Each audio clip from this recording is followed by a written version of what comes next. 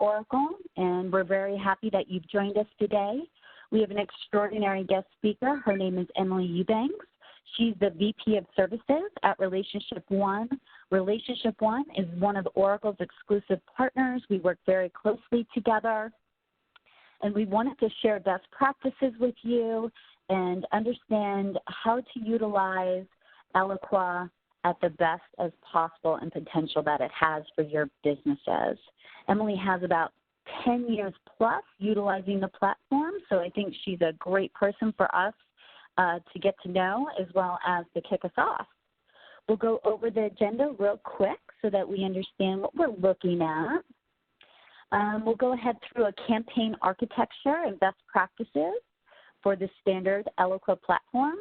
We'll go through a nurture campaign and how to untap the power of automation. We'll move into an advanced campaign and how that's worth the effort and the best practices around that. And then, of course, any questions that you may have, please feel free to utilize the chat box here. We'll have someone monitoring that and answer your questions as soon as possible. And now we will go ahead and mute all the lines so we can get started. We will be recording this and sending out the link for you all, okay? Thank you, Lexi. I appreciate the introduction. Again, this is Emily Eubanks, and I am with Relationship One. And today we are talking about the Eloqua Standard platform and how to best utilize campaigns, nurtures, and building on what you're probably already doing. So to start off, let's talk a little bit about campaign architecture and best practices. And, simply speaking, campaign architecture is the process of planning actions so that your audience gets exactly what they need at the time that they need it in their buying cycle. Because our goal is to use campaigns within Eloqua to drive our contacts deeper into the funnel so that we can get to close won sales, so that we can then build those advocates for our brand and build long-lasting, loyal customers. The Content Marketing Institute gives us 5 core building blocks that are really part of any successful marketing campaign. Of course, the Content Marketing Institute is really focused around the content, but regardless, the information that we need to have to build a successful campaign is the same. We always start with planning and setting our goals. What are we creating? Why are we creating it? And what value will it provide? So setting those goals up front, knowing that I need 100 new leads from this particular webinar, or I need to re-engage 50% of my unengaged leads, something along those lines. What are those goals and how do we plan it out? Secondly, we need to keep in mind our audience. Who are we creating that content for, and how are they going to benefit from that content? If I am focused on marketing to lawyers and I send a piece of information that's surrounded or that is geared toward my financial contacts, that's not going to resonate really well. So we need to make sure that those pieces align. And probably most important, the story. What is it that we're trying to say? Just because we can send an email doesn't always mean that we should. So what is it that's specific, unique, or valuable that is worth sending into someone's inbox? Making sure that we have that story from start to finish, not just a point in time piece of information, but the whole journey that we want them to take. We then move into process. How are you going to structure your campaign? And making sure that it is set up properly within Eloqua. And finally, last but not least, measurement. How are we going to know whether this was a successful campaign or not? Is it tied to your KPIs that your business has set? Is it simply engagement performance? What is it that we're going to do to gauge that? And how are we going to optimize? How are we going to learn from it? When we talk about campaign planning, and this is just another visual of this, we always start with our goal. What is that goal? Do we need more closed won deals? Do we need to add people to the database? Are we inviting someone to an event? What is it that we want to have happen? We then partner that with the flow. What kind of campaign is going to best fit for that goal? Is it an email nurture journey? Is it a drip campaign where I'm just sending out information? Do I want to have contacts contact us? Do I want to have my prospects to reach out to us and fill out a contact us form? Is that my goal? Or is the goal a live conversation with sales? And I hear you nodding already that yes, answer is always a live conversation with sales. But how do I get them there? How do I get them to the point that they are ready for that? So what do we want them to experience? We also then tie that to our assets. What do we have available? Obviously, we're here to talk about Eloqua, so email is going to be a main component of that. But what deliverable assets do we have? Do we have white papers? Do we have presentations? Do we have webinars? What is it that we have to offer them that they're going to exchange information with us and be engaged with us? And lastly, how do we build it? You know, as Kevin Costner says, if he builds it, they will come. We kind of have the same thing here. How are we going to put it all together to make a cohesive experience for our customers? One of our ways of doing that is to align it to our campaign life cycle. And this is not a new concept. I know you've probably seen this before. How are we going to align our campaigns to the point that people are engaging with us? Are they interested in us? Are they learning from us? Are they evaluating us? So on and so forth. And what you see here are some sample or typical campaigns that you would expect to see along a life cycle. If someone is coming in and they're interested, we want to re-engage, we want to welcome them. If they have gone away for a while, we want to re-engage them. If we're trying to get contacts ready to talk to sales, maybe we start an education campaign where we drip out content that helps people understand the value to them to purchase our solution. All the way through to customer retention and loyalty, where we want to retain our customers. We want them to become our advocates and our evangelists. And we want to have that two-way dialogue with them because we want to get feedback from them. What's working? What's not working? How can we be communicating better with you? And last but certainly not least, how are we going to track that campaign? What KPIs are important to your business? And these are just some examples, you know, your typical email metrics, engagement rates. Perhaps it's as simple as to minimize your unsubscribe and your bounce backs. But what is it that's important to the business? What is it that's important to your marketing organization to make sure that this campaign is performing as you expect and providing that return on investment that you are making? And I want to pause here just a moment to see, Erin, if there are any questions that have come in while we were talking through basic campaign architecture. Nothing yet, Emily, but okay. Good to remind our participants that they're welcome to place their questions in the chat window, and we'll surface those in the dialogue. Perfect. Thank you. So now that we kind of have the baseline of typical campaign strategy and campaign architecture, let's take the next step forward and talk a little bit about nurture campaigns specifically. There are many, many types of campaigns. There are informational campaigns. There are transactional kinds of campaigns for product information. There are, as I said, a myriad number of types of campaigns, but we are focused here on nurturing campaigns. And to do that, let's take a step back and talk about what lead nurturing is. I simply want to make sure that we are working from the same definition. And lead nurturing, at its core, is the process of cultivating leads that are not ready to buy. How do I get them from one spot to another? It is, as I've already mentioned, a two-way communication. It should not be about us proclaiming how wonderful our dog food is if the dogs won't eat it. And that's a horrible thing to say because our clients are not dogs. But what I'm trying to say here is to make sure that you're having that communication with your customer. You want this to be an active communication. You want to send out information. You want to see that they're engaging with that information and taking your calls to actions that you expect them to take. We also want to keep our prospects engaged because our goal is to prove that our products and our services are the best choice to meet their needs. And that is the goal of all lead nurturing. And as I was doing some research on lead nurturing for this presentation, I came across some information from some of the industry sources out there.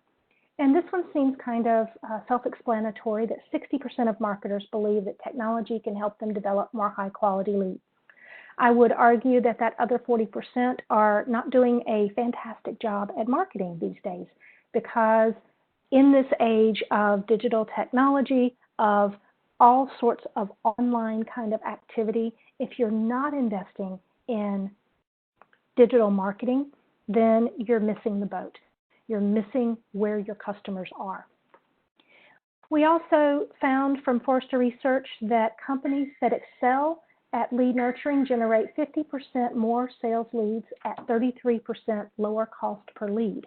Well, that makes sense, because if you're using the power of automation, then you are able to automate a lot of your standard communications and therefore free up your time to be able to do other more critical marketing activities while the system works for you.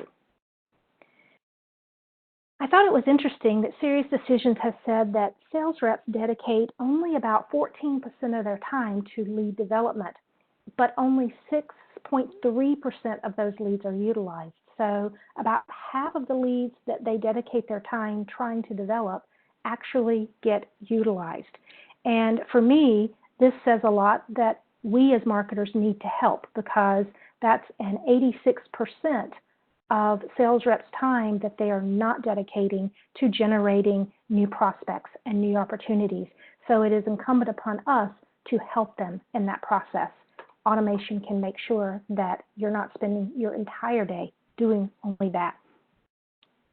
And one interesting fact from Aberdeen Research is that 84% of qualified leads, ones that marketing says, yes, this is qualified, it has the right profile fit, they're doing things on our website, they are responding to our messages, but they're not ready to buy yet.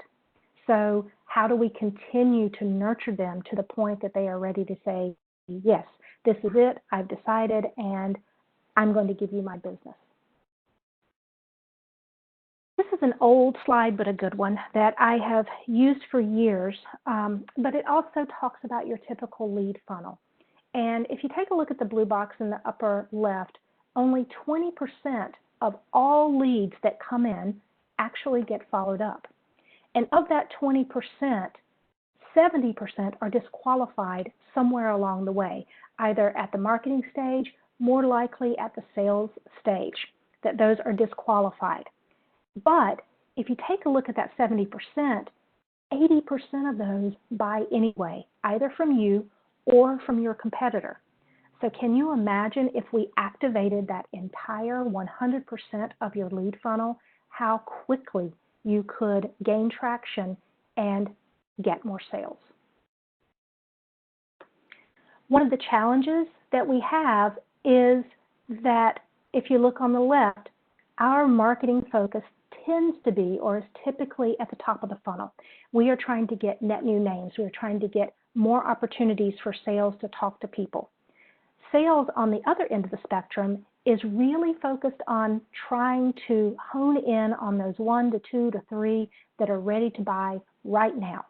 And so what happens is that gap that's in the gray in the middle happens, where we've brought in people, we've begun warming them up, they are not new to us, they're interested, they may even be leaning toward us, but because sales isn't reaching out to them and we're no longer reaching them with content, they drop out of the bottom of the funnel.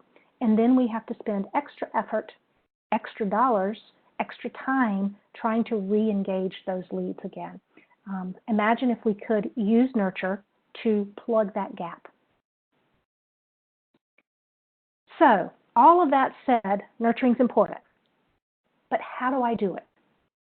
First of all, we need to make sure that we are defining our lead stages. We know and are mapped to the sales stages so that we know how to define this to get into sales hands quicker. We also need to map our content to a buying cycle. And this is where a lot of people just kind of throw up their hands. So we'll talk through that a little bit. We also need to decide what kind of campaign do we want to use. There are several different kinds of campaigns that we can use, and we have to determine which one is going to best fit my scenario. We also then need to draw it out.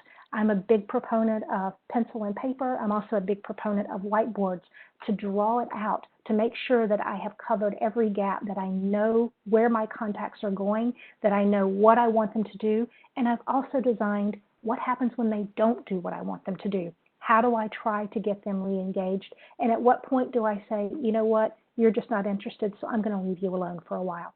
And then lastly, most importantly, measure it, because if we're not measuring it, why are we doing it? When we define our lead stages, I just put the typical demand waterfall here. We have everything from suspect to opportunity. At the top of the funnel, we have all of our channels that are feeding different kinds of leads into the system. Some are warmer than others.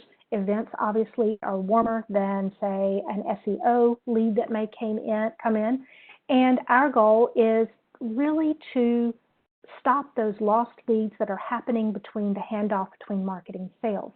However, I do want you to be aware that lead nurturing is not just for that stage. Lead nurturing should cover the entire funnel, and our content should align to different stages along the entire cycle. And this is another oldie but goodie slide that I like to use that talks about at each stage of the buying cycle. Now, we're not talking about the sales funnel at the moment. We're talking about the buying cycle, which is different than the sales funnel. Sort of the same, but sort of not. How do I tee up my content to match each of these stages? What questions are being answered at each stage, and what kinds of things do I need to provide at each stage? And this is an eye chart, and I apologize for that. Good news is you do get this presentation at the end of the webinar, so you can go back and look at this. This is actually a chart that I have on my wall, so that as I'm trying to think about campaigns and deciding what I'm going to do to help my customers, I'm answering these questions. What kinds of things? Let's just look at the interest category. So in an interest, your customer is asking, who can help me with my challenge? What is the scope of that? What does it look like to be successful? You know, how do I feel about it? What do I need to do? And how can I find out more? And so making sure that if someone has scratched the surface and is showing interest, that we are reaching out to them in email. We are sending them to the website for more information. We are providing them with valuable content, recorded webinars, seminars, inviting them to different kinds of events.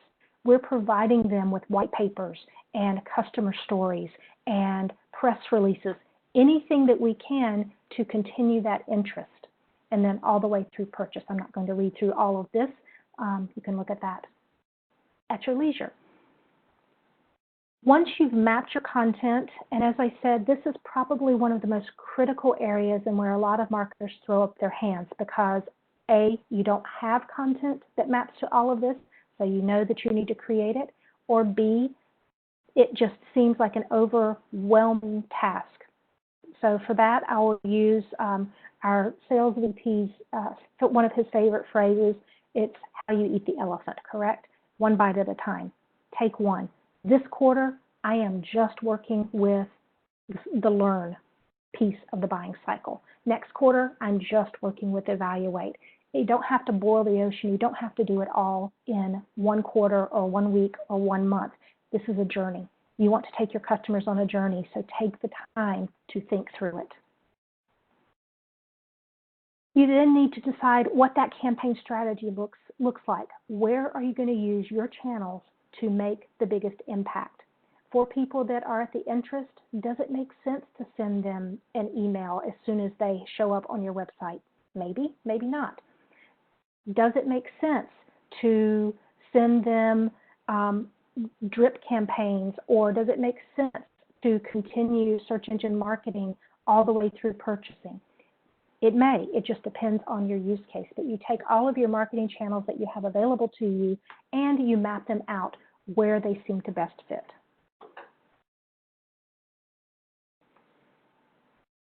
then you get to play. You get to design your campaign flow. And this is a fun thing to do with your team. I love doing nurture workshops where we get in a room together and just throw every idea on the wall to see what sticks and figure out the best idea.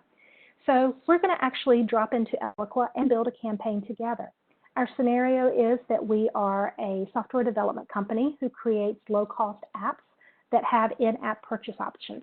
And what management has come to us as the marketing team, they said that they've noticed that about half of our customers never activate the product. They pay the $3.99, but they never activate the product. And management says, how can we drive adoption? Because we can't get the in-app purchases if they don't ever activate the product. So we have said we're going to create an automated welcome campaign to make sure that customers have all the materials they need to start using our products and to reinforce the value prop about our products. Before I drop into the demo, are there any questions so far? Emily, it doesn't look like we have any questions from the first person. Okay, you guys are a quiet group. Either I'm doing great or you're asleep. Not sure which. So what we're going to do is drop into Eloqua. And for a lot of people, they are still using batch and blast, which means I take my audience, I create an email, I throw them together, and I throw it out the door. And a lot of folks don't take much more thought than that. Yes, it's about a particular topic, but it's very reactive. What I'm asking you now is to take a more proactive approach and pre-think about the messages that we want to provide. A lot of our clients are still using the simple campaign email canvas, which does just that. It takes an audience, takes a segment, takes an email, and sends it out at the appointed time. What that can do is create some disjointed experiences because you have to recreate that cycle every single time.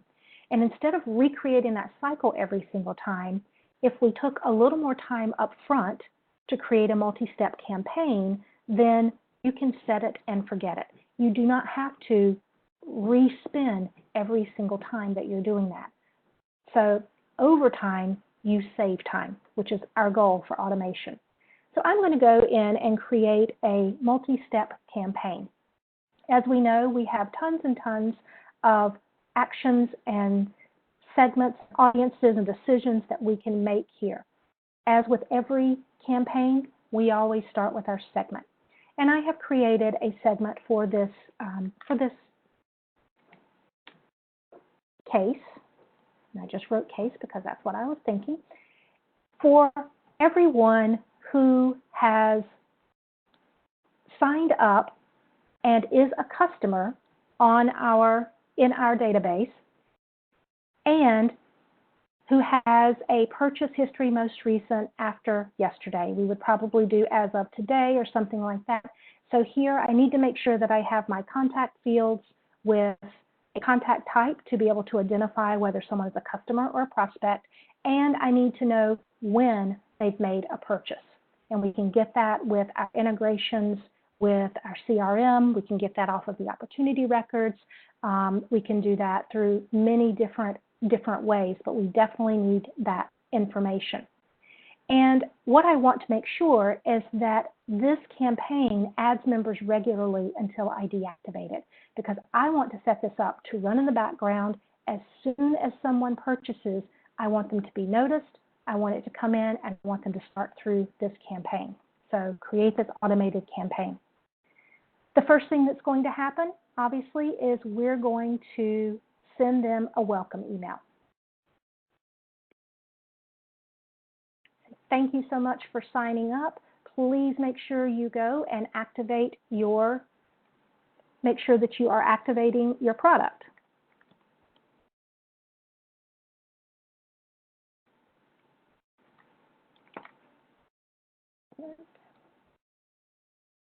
And here we have the ability to have sending options. We have the ability to schedule this. So if you only want it to deliver between Monday and Friday, between 8 a.m. and 5 p.m., you can set all of those different pieces there in that email. And then what we want to do is we want to see, great, someone has gotten their product, they've gotten their welcome email. We want to see, have they actually activated their product? So I'm going to compare my activation date. Again, need that piece of information in your campaign so that you know that they have activated it. And I want to just check to see if it is blank. I don't really care when it was activated, just that it was activated. So here I'm going to compare contacts to see if they have a field value that is blank. I want to run this for, let's say, 48 hours. So I will put in 2 days here. And just for our sake of our scenario, let's pretend that activation links is available for 5 days and then it gets turned off. So I'm going to check that. If the activation date is not blank, that means that they've actually received their product, they've activated it, and we can move on. So at that point, I'm going to send them the second email.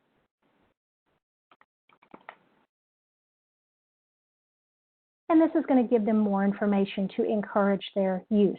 But if that activation date is still blank, then what I want to do is send a different email. And that email is going to be to remind them to activate.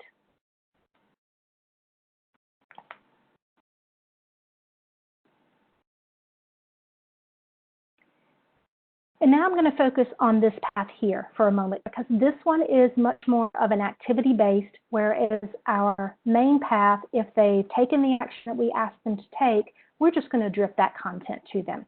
So here we have our activation reminder.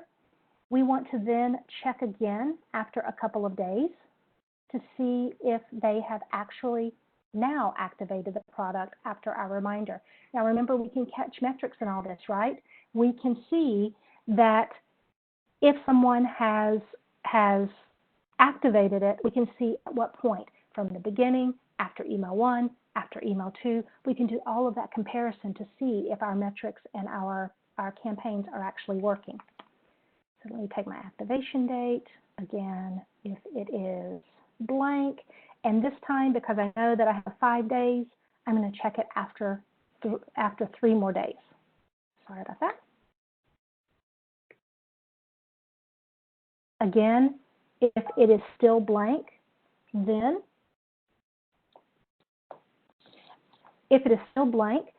I want to send them the second reminder. And I believe we have a question, Aaron, is that right? That's right, Emily. There was a request for additional comment on send time optimization and options. Okay, perfect. So here we are under scheduling. We can turn on the ability, once I put an email in here. And just for validation or verification, are they talking about the send time optimization that's in controlled availability, or are they talking about what's available with every platform today? Maybe a comment about both, actually. Okay, all right. So there is a send time optimization that is in controlled availability right now. I'm not sure, I'd have to speak to some of my Oracle buddies whether or not they are accepting new people to do the controlled availability, but I believe that it is coming out in one of the future releases, not 19C, but in one of the future releases, that there will be a much greater ability to do send time optimization based on where you are. So if I am on the East Coast and I say 8 to 5, it's going to be 8 to 5 my time. If I'm on the West Coast, it's going to be 8 to 5 West Coast time. So you can optimize when the emails land in the inbox based on your contacts preference. And of course, that means we need to know where they are so that we can set that up.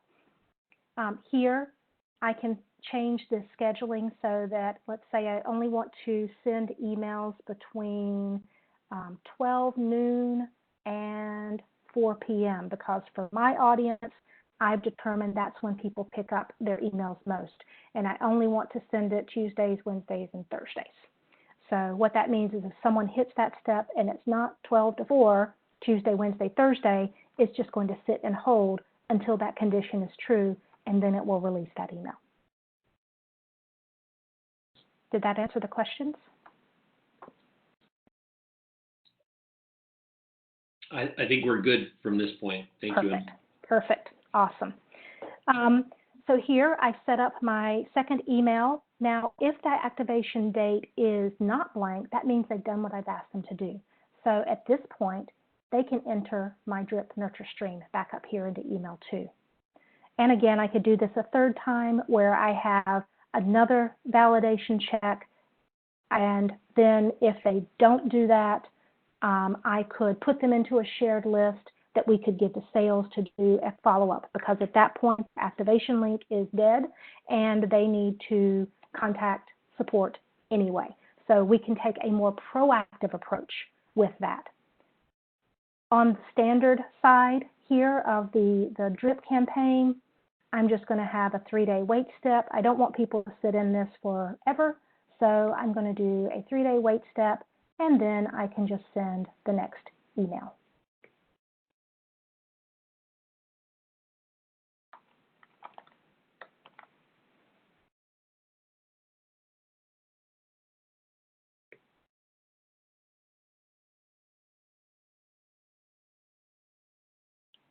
Questions? Pretty nifty. I love the campaign canvas because it just allows me to draw and be creative and make decisions on the fly.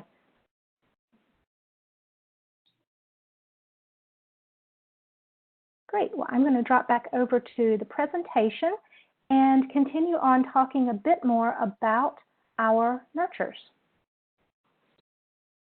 So when it comes to nurturing, we've just gone through, I actually created a demo where I had 2 different kinds of nurtures in one campaign canvas. So you can get all fancy as well. But best practices are that you should start simple. We don't need to boil the ocean. We don't need to create this huge 9-month-long campaign with 18 assets and all that. Start simple.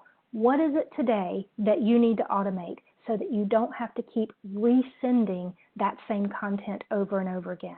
What is it that I can do to elevate my game, to kind of take what I call the air cover or the buzz across all of your regular calendared email marketing and have that sitting in the background, responding to activity, responding to different phases that people are in, and that way you can up your actual reach within your audience. We also need to make sure that we're providing valuable content and offers to your customers and prospects. You're asking them to pay attention to you. You're asking them for perhaps information. Perhaps you're using this to do some progressive profiling and gaining more contact and profile information about people. So it has to be, sorry about that, it has to be valuable. Also, you should always allow your audience to raise their hands and shortcut their nurture journey. Just like we did in the activation. If they have an activation date, they aren't going to get the activation reminder number 2. They're going to get to drop over to the regular content that everyone needs to get. Or we need them to be able to say, you know what, I'm done. I want to fast track and I want to get to closed won sales. They shouldn't continue to receive 5, 6, 7 more messages if they've already raised their hands and made the decision to move forward and talk to sales. We also need to make sure our prospects are interested by telling them what's coming up next. You should always have some sort of what's next? What else can I learn from you? What else can I get? Tease out content. Hey, did you know we're going to have another webinar on September the 10th? Tell them about that. Make sure that they are interested in what's coming next. And even within your content streams, if you've given them a piece of content, tell them what the next content is going to cover. Tease it out a little bit. Use your marketing hats. And then, of course, track your activity to develop your baselines for future campaigns. If you are not currently doing journeys today and campaign journeys in this way, you don't necessarily know what your baselines are. Some of you may, and some of you may not. So use this to determine what's my standard open rate? What is my standard click-through rate? Can I get any kind of information about timing that makes sense for my audience? And as we kind of teased out, there are a couple of different campaign types that we typically see. The first one being drip campaigns, and that is, I'm sure, not an unfamiliar concept, where you simply are telling contacts what you want to tell them. You don't really care whether they engage or not because they need the information, and so you drip it out to them regardless of their engagement. We also have multi-wave campaigns, which we saw when we created the activation date filter. We had wave 1, which was the first email, wave 2, which was the first activation, and wave 3 was the second activation, depending on whether or not they responded to any of the ones previous. We can also create daisy chain campaigns, and daisy chain campaigns are simply where I have information about a particular product that we sell. At the end of that, the question then becomes, what next? Because what you don't want to do is have someone really, really interested, they finish a nurture journey, and there's nothing else to tell them.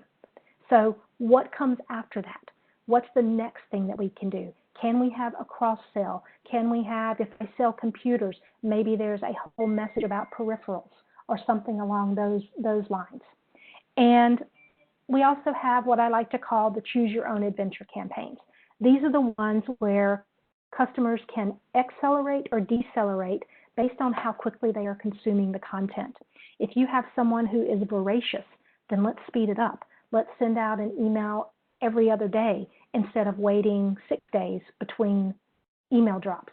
If they are not consuming content that quickly, then let it continue at the 6 days between email drops. Or again, you can use these in combination with, if they consume all of this content, let's give them the next best content that we have. What is able to be used with your product? What is able to be done with that once you've done A, B, or C? What's the next upsell? What's the next cross-sell that we can give them? As with any organization, there are a couple of different campaign recommendations or things that we would expect to see. At a minimum, we definitely would see autoresponders or asset fulfillment. Someone fills out a form, they get an email that comes as part of the form processing step and gives them a link to download the asset. We could see onboarding campaigns for new customers.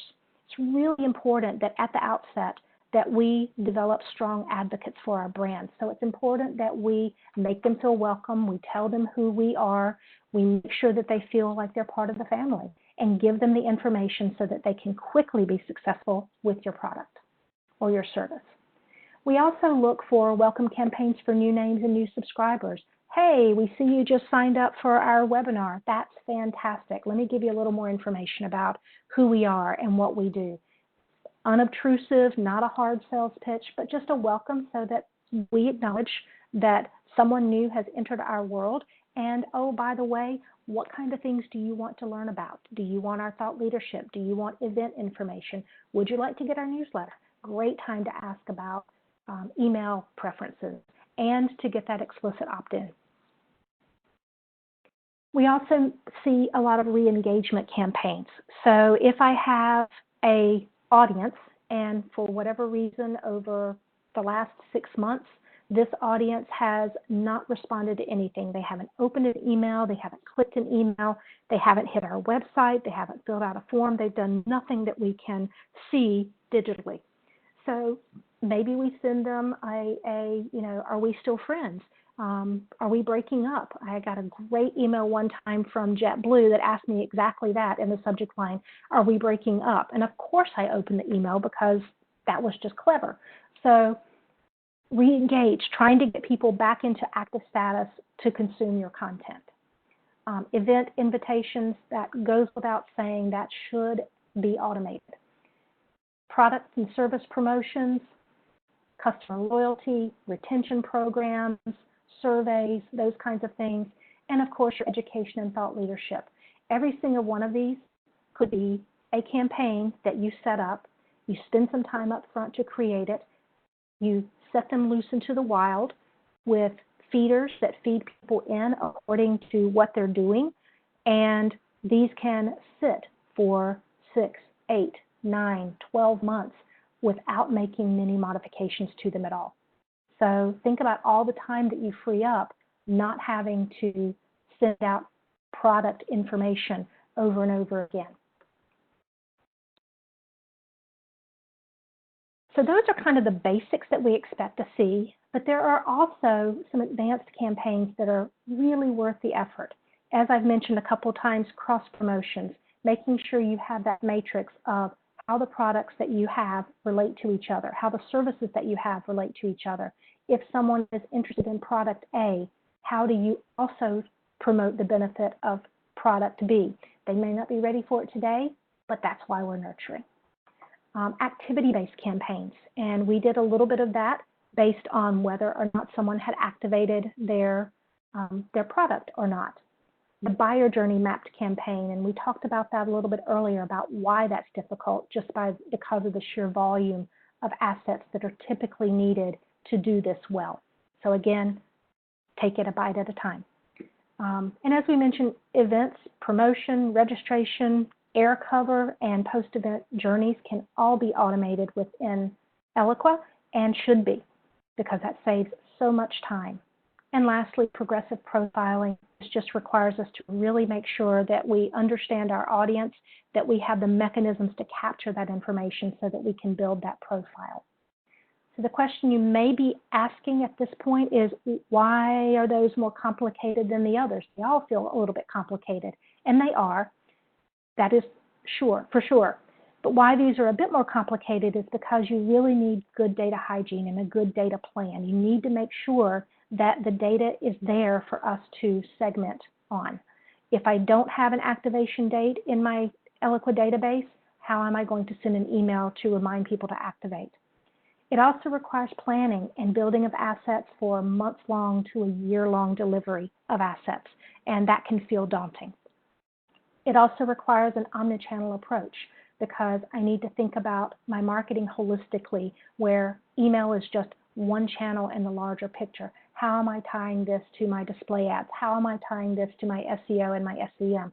How am I tying this to any third-party promotions, to my webinars, to my online and offline events? How am I thinking about this more holistically so that I can drive a contact from net new to closed one as quickly as possible? And it also may require integration with third-party tools. In the case of events, maybe it requires an integration with a Certain or an Eventbrite or a WebEx or some other delivery platform where I can capture offline attendance and registration information. So sometimes those integrations definitely may require a bit more robustness from standard and enterprise customers. Questions? Anything pop up? No new questions, Emily. Okay, perfect. Well, since I was just talking about event campaign workflows, I'd like to take you through kind of the thought process of building out an event campaign in Eloqua. Now, you'll have to go with me here that an event is an event is an event.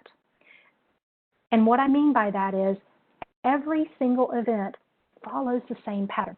There's always something you do before the event. There's always something you do during the registration process. There's always something you do at the event, and there's always something you do after the event.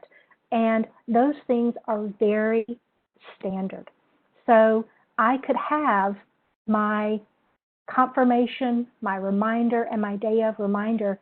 They don't have to be wholly unique for every single event. I don't have to recreate them every single time.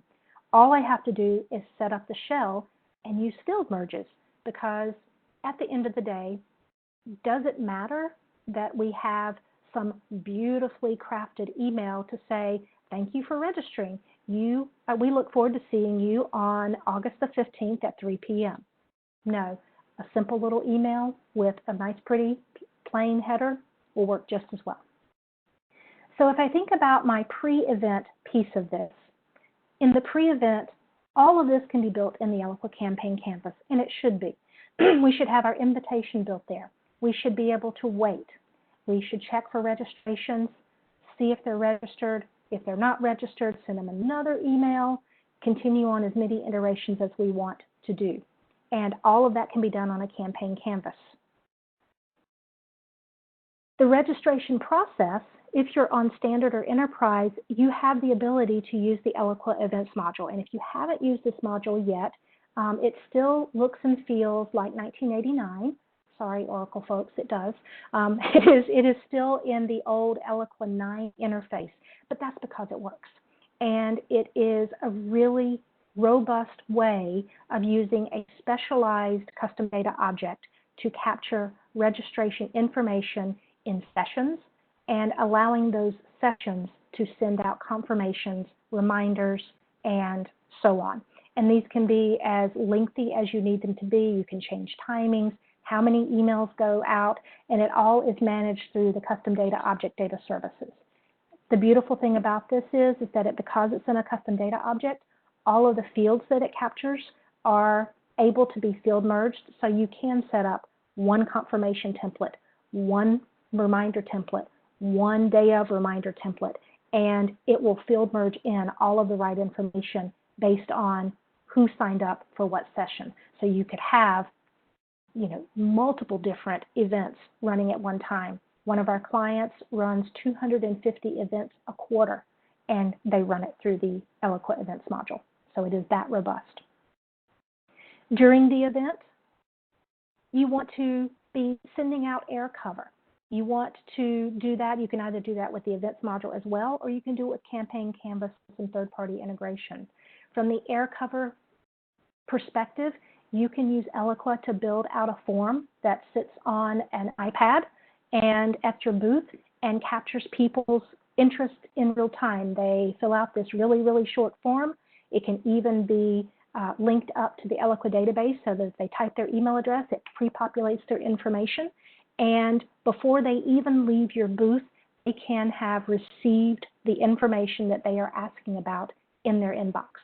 So talk about real-time engagement with your customers. We also have the post-event. You capture the attendance either online or offline, and then allow the campaign to send out the sorry we missed you, or thanks for attending, or any post-event information. So this is how robust campaigns can be. This is, and if you set it up once, you can then replicate it, and you never have to go through the process of building out an event every single time, over and over again. Any questions? I see we have about 10 minutes left, and I want to make sure I leave time for questions.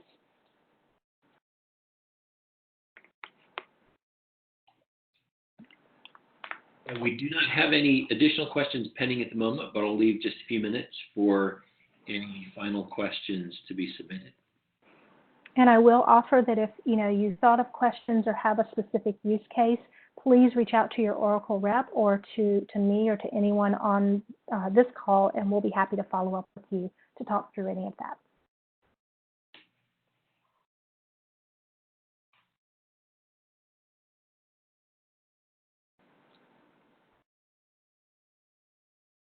I don't see any additional questions, Emily. All right, fantastic. Well, we appreciate your time and your attention today, and thank you for sharing my passion, which is lead nurturing and Eloqua. Have a good day, everyone.